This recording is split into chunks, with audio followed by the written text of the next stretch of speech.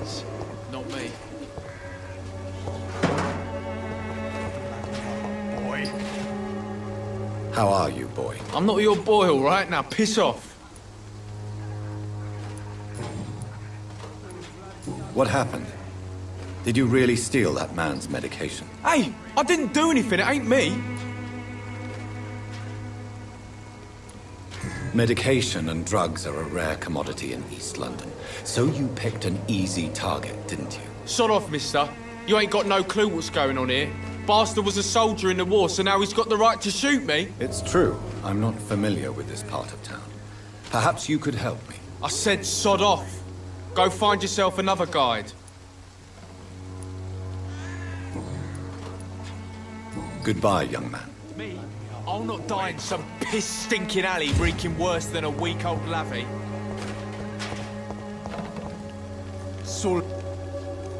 What? Shooting a boy in the middle of the street.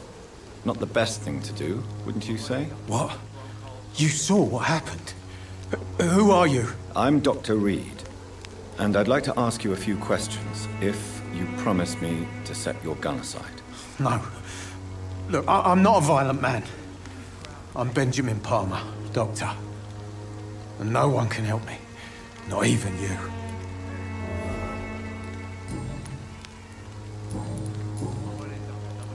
What is it, Benjamin? It was the war, wasn't it? Your nerves are shot, aren't they? I need some answers, Private. From one soldier to another. The doctors called me a liar. A coward. Put me in a straitjacket, locked me up. Finally, they sent me back to the front lines with a handful of tablets. Yes. Sounds like shell shock. I've seen a few cases like yours. This is nothing you should be ashamed of, Benjamin. And it's perfectly natural in your situation. Not ashamed.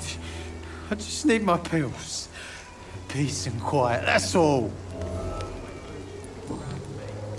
A gun, alcohol, and a bad temper make a terrible cocktail, sir. Goodbye for now. I won't end up another drunk arsehole littering. How are you, boy? I'm not your boy, all right? Now piss off. Do you need assistance? Please. Feeling tired these days. There you go. Let's hope nobody steals it from you. Very funny. Goodbye, young man. Me? I'll not die in some piss-stinking alley reeking worse than a week-old lavvy. The answer to all your problems. As long as you have the money.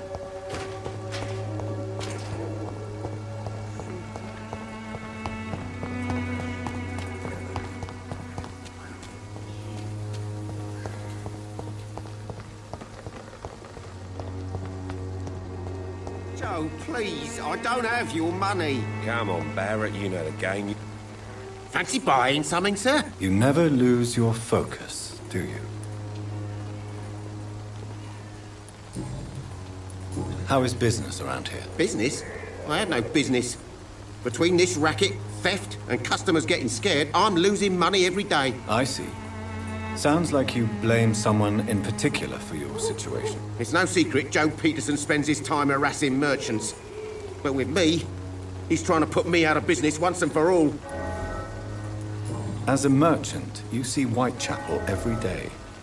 Have you noticed anything out of the ordinary recently? What you mean, besides the epidemic, the war, and all the usual crap? As long as I can remember, this part of town has been a bottomless pit, and no sign of the bottom yet.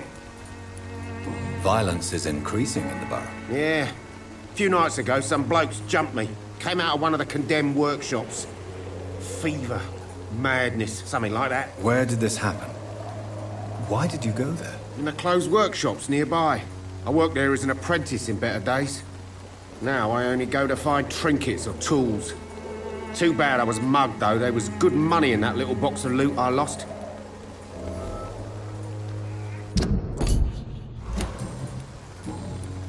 Goodbye for now, Mr. Lewis.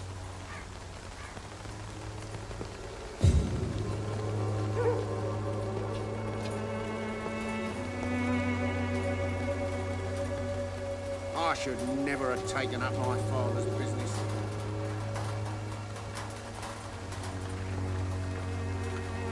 Excuse me, sir. I have a few questions for you. Another journalist? I didn't answer the first one, so piss off! I'm not a journalist, I'm a doctor. A doctor, you say?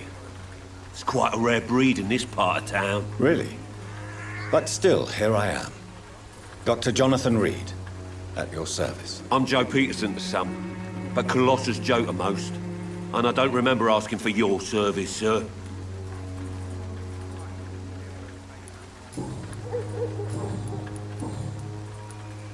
How did you become the local bully everyone is afraid of, Joe? There's no pride in roughing up poor bastards. But this is the only job I've found. And it pays well, too. A job? So you're racketeering for someone else? I got enlisted by the Wet Boot Boys, a gang from the docks. I'm their muscle for their dirty work. You are a criminal who endorses criminal activity. The least you could do is stop hiding behind this pretense. I don't care what you think, sir. I do what I have to do for my own reasons. And that's that. I'm not sure Mr. Lewis would agree with your by all means necessary philosophy, sir. Oh, do you really think he's the poor victim here? Barrett can be as sneaky as anyone. Long ago, I even called the bastard my best friend. Goodbye, Mr. Peterson.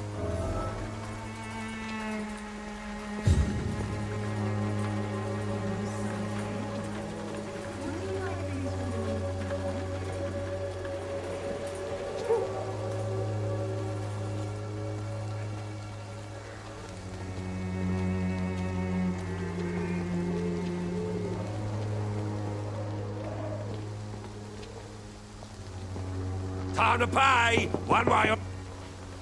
You again? What do you want this time? Goodbye, Mr. Peterson. I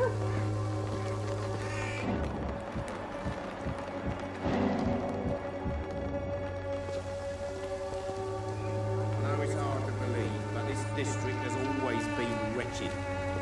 Don't let your guard down, sir.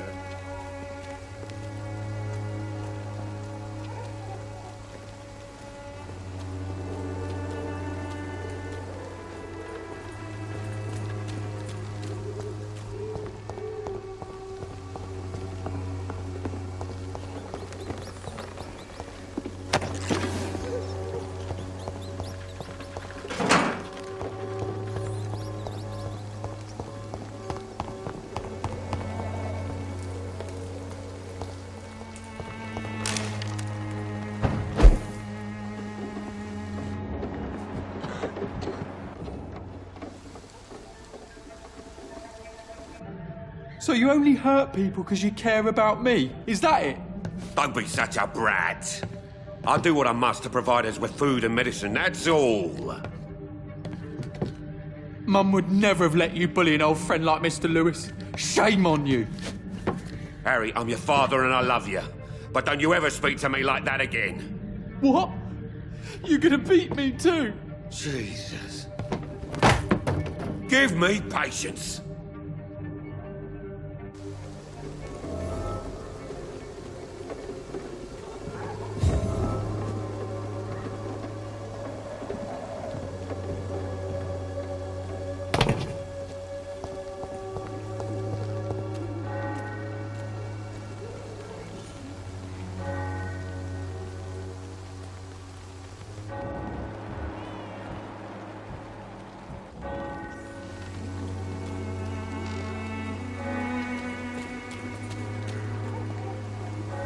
You again? What do you want this time? Why is your relationship with your son so difficult? Harry and I are so different. Sometimes I wonder if he's my own blood. Seems he's ashamed to be my son. Why not change that then? If you used your strength to do good, perhaps Harry wouldn't feel that way about you. How dare you tell me what I should or shouldn't do with my boy? Who the fuck are you to interfere like that? I mean no harm to your family. But if you want my advice, this is no place to raise a child. No matter where we live, Harry will always be sick and frail. At least here, I'm respected. And no one will ever dare touch him.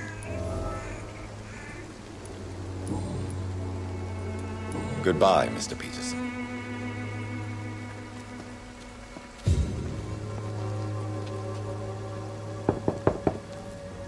Hello, young man. I'm Dr. Reed, and I would like to ask you a few questions. May I enter, please? Sorry, no, sir. My father does not like people entering our house, you see. Your father is worried about you, boy. He asked me to look for you. So my father actually worries about me then? Okay then. Come on in. I'm Harry, by the way. Is there only pain and suffering in this world?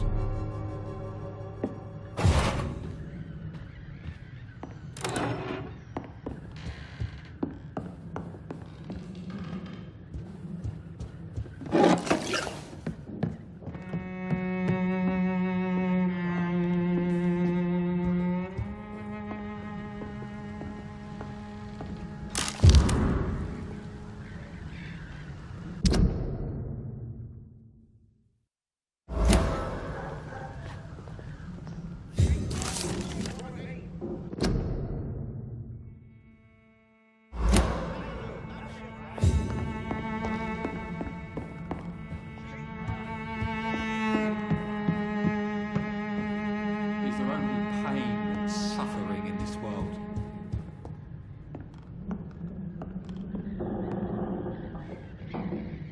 So, may I ask you a few questions? I'm not bothered.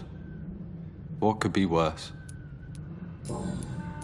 Forgive my bluntness, young man, but you don't seem happy living in Whitechapel. Why should I? I never wanted to come here in the first place. It was my father's decision. And look around you. Does this look like a nice place to live? I'm sure your father did his best when he found this house. Times are tough for everyone, young man. That's exactly what my father says. Harry, you should be grateful for what you've got. I wasn't even consulted when we moved here. Do you need any medical help, young man? Yes, I do. I feel so tired. I don't know if it's the epidemic, but everything seems so hard. You'll feel better with this, but you need to get a grip, young man. Medication alone won't cure melancholia. I'm not sure I'm happy with the idea of living long in a world like this. But I thank you for your concern, sir. Goodbye, young man. Take care of yourself.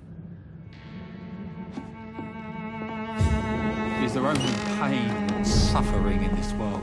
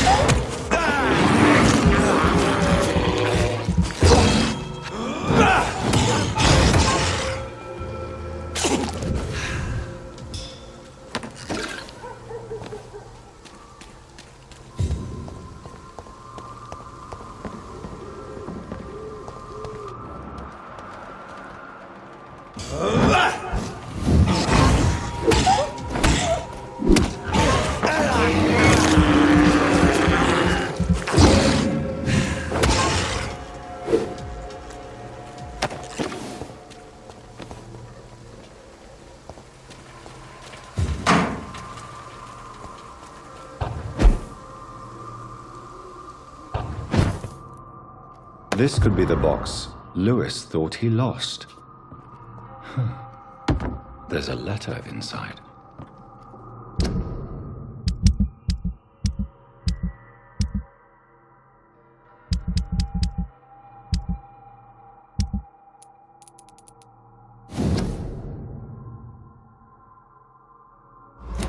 A love letter from Joe Peterson's wife, addressed to Barrett Lewis. Who should I give it to, I wonder?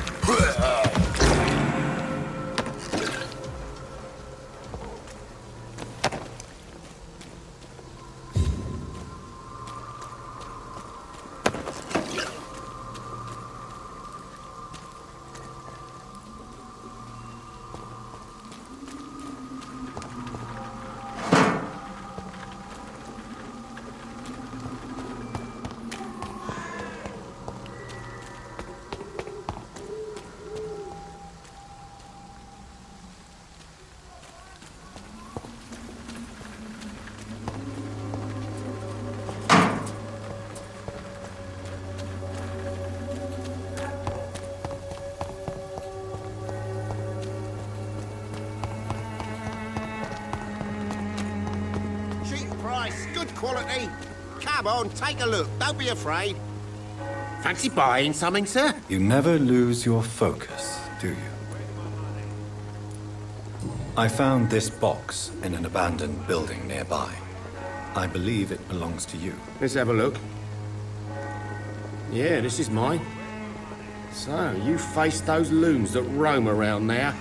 Extraordinary. I suppose I was lucky. Luck is a commodity round here. Yours should be properly rewarded. About this package, it's not just tools and trinkets, is it? I don't want to be rude or anything after your kind gesture, but it's none of your business. Goodbye for now, Mr. Lewis.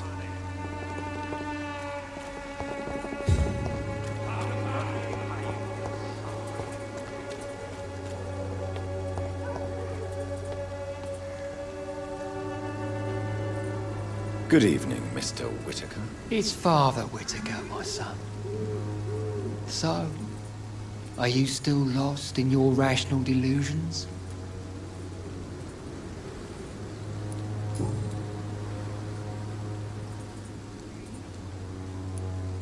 What do you mean when you say that I am more lost than you thought? All scientists are entangled in a world of causes and consequences, and most of them can't see the plain truth. Quite a judgmental opinion, if you ask me.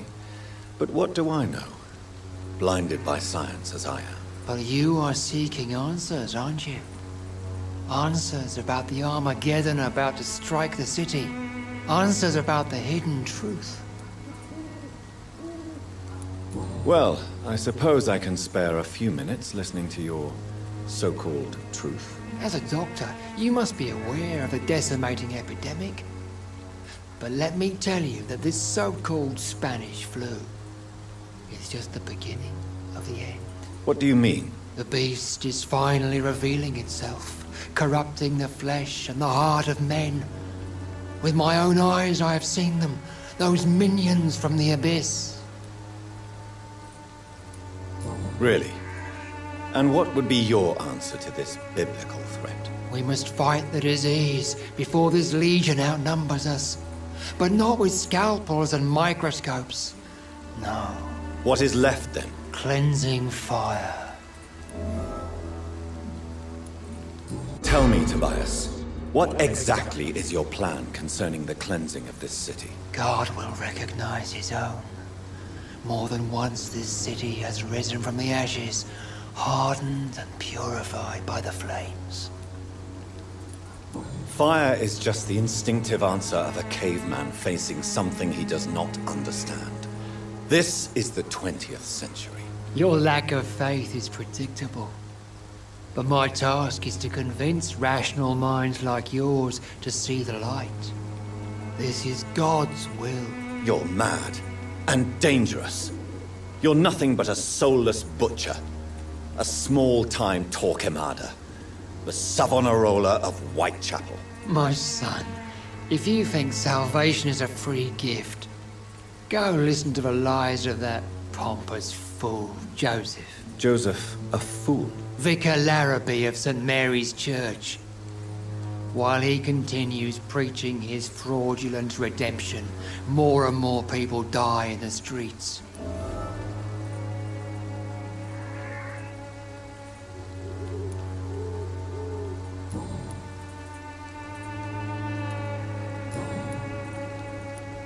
Have you any friends?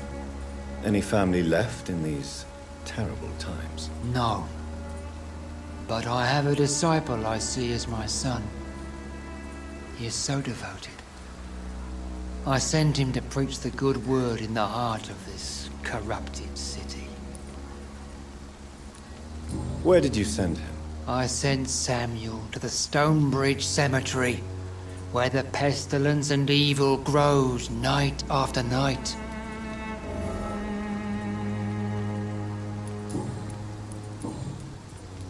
I have heard enough for tonight. Goodbye.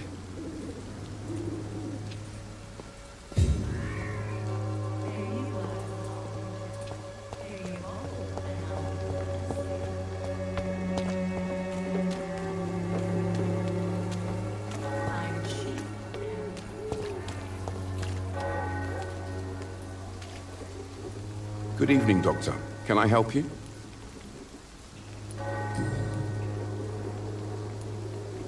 What is a journalist doing in this borough after sunset? He goes where none of his colleagues would dare to go, to inform the country.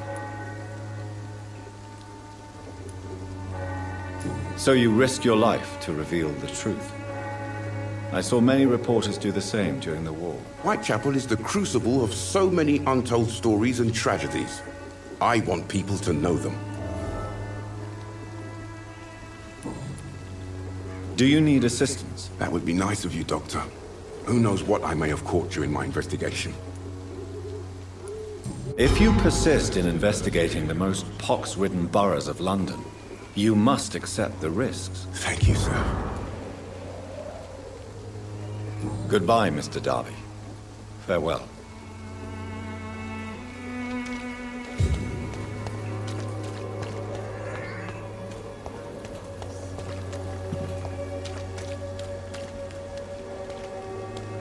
You look... Don't be shy, handsome.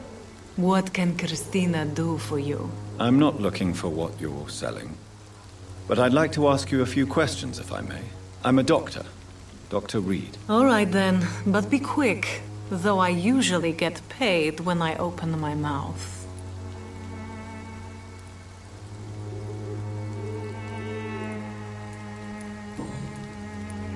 Tell me about yourself. Are you joking with me? People don't usually come to see me for conversation. I have no interest in your work. I am, however, curious as to what led you into this career. Short story. The war, exile, and England. This country is not especially welcoming. I've been refused many jobs because of where I am from. I had few options left. I always thought I was the master of my own fate. But now I know we don't always have control over our lives. I don't judge you. You know, this money is not only for me. I have good reasons to need this money quickly, but it is not your concern, Doctor. Do you need any assistance, Miss Popper? It depends on the price of your medicine. I am shocked that you would think I am that sort of man. Forgive my suspicion. I'm so used to liars with good manners. Thank you, sir. Goodbye, miss. Take care of yourself as best you can.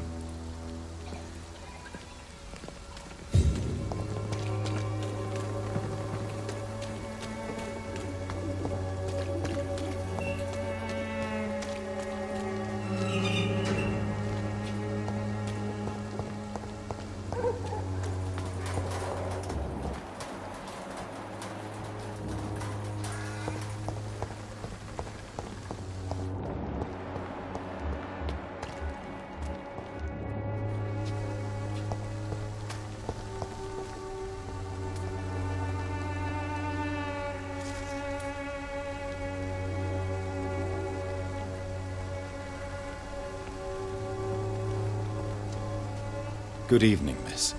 I'm Dr. Reed. I'd like to ask you a few questions. I know what you're thinking. A tall stranger who meets a girl in the street at night. It reeks of the penny dreadfuls. But I mean you no harm, truly. I know you understand what I'm saying. Your silence has nothing to do with you being mute, does it?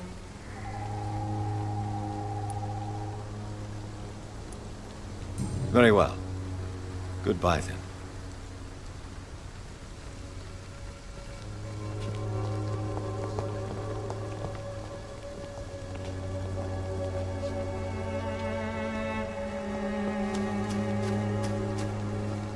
Oh, Camellia, the silent flower of Whitechapel. Angel made flesh. I tell you.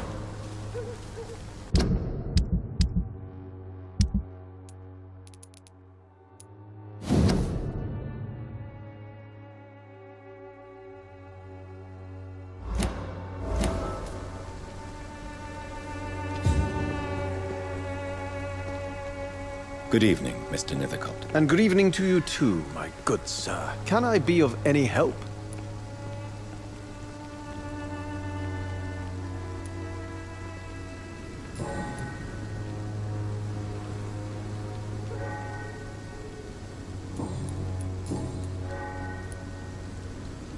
Tell me, Mr. Nethercott, why seek inspiration in Whitechapel? The place is not beautiful per se, but how to explain it? Stirring and challenging. Do you not think it a little morbid? On the contrary, sir. Whitechapel is full of life, full of beauty. Just like my dear muse, the wonderful Camellia. What can you tell me about Camellia? Not much. And that's the beauty of it. She can't speak, you know. She's a locked mystery who exhales kindness and sweetness.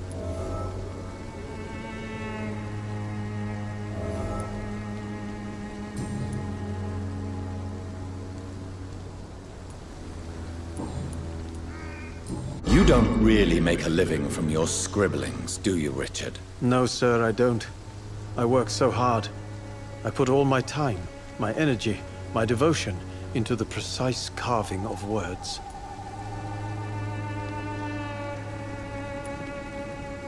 Still, you don't seem to suffer from poverty. With thanks to my parents, actually. I'm afraid I would not be able to live on my own without their help. You seem embarrassed. Someday I hope to proudly offer my first publication to my parents. Until that day, I'll remain the failure of a son they have to support. Do you need medical attention, sir? It may be wise to let you prescribe me something. I don't feel like I should.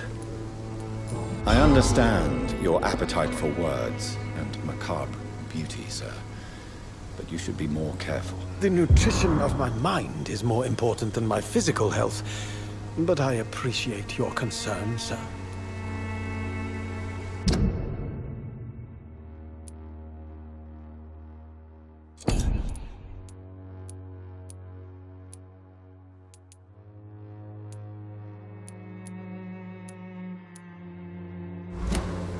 I'll leave you alone, sir.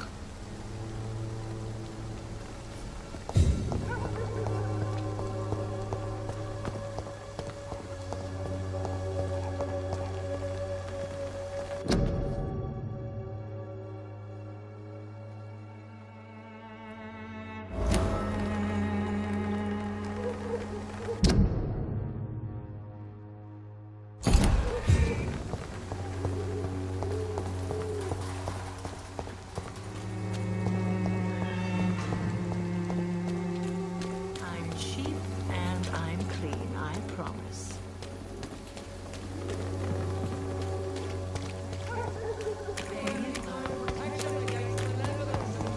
I don't have your money. Come on, Barrett, you know the game. You pay for peace of mind.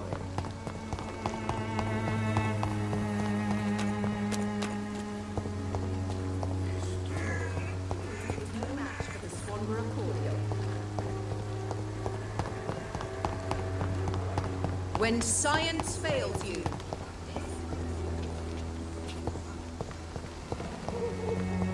Someday you'll understand. Me? I'll not die in some piss stinking alley reeking worse than a weed.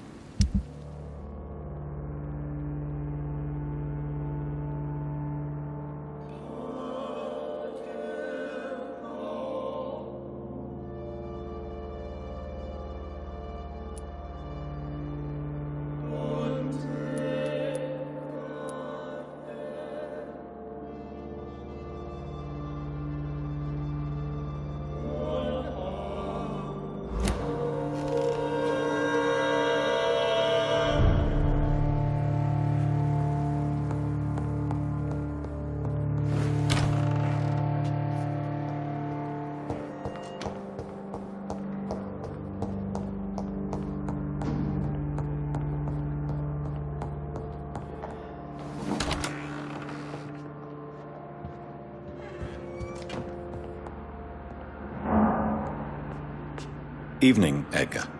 Could I get your professional opinion? Please speak. But I have something important to tell you. This strain of flu, it's very different from the one I saw in Europe. It's downright peculiar. Really? What makes you say that?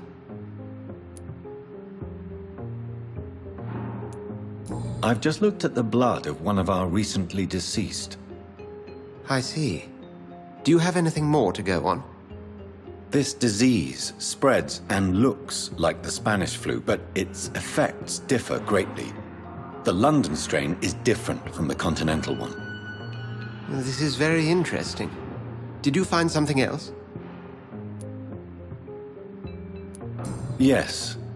Unlike the flu, the infected begin to show an increase in outwardly aggressive behavior.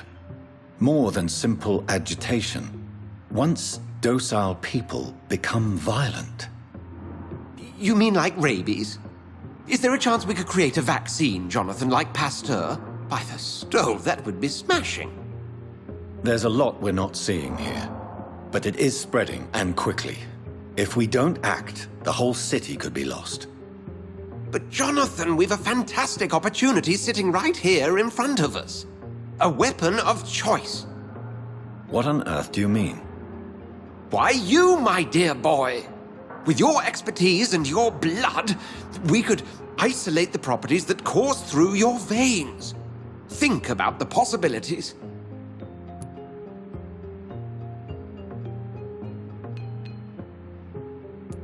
I admit it did occur to me. Blood seems to be the common factor in all of this. I totally agree. We're in uncharted territory here. Maybe it's just wishful thinking, but imagine the possibilities. We'll discuss this more later. Thank you for your time. No, thank you, Jonathan. But as I said, I needed to talk to you. I have some rather bad news. Yes? I'm afraid it's your sister. My sister? She's to be buried this evening at Whitechapel Cemetery. Your mother published the obituary this morning. I see. I'm sorry, Jonathan. Please accept my condolences.